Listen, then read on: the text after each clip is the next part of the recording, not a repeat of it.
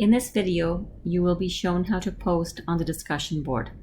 First, click on the name of the discussion forum. Then click on Create Thread.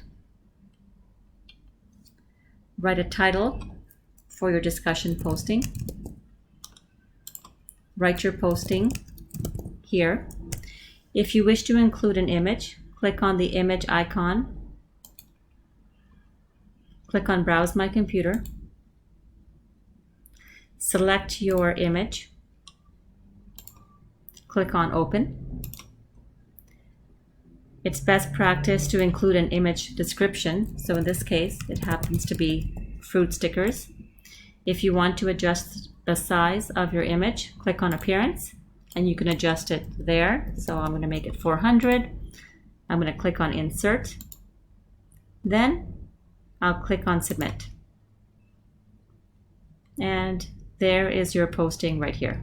That's all there is to it.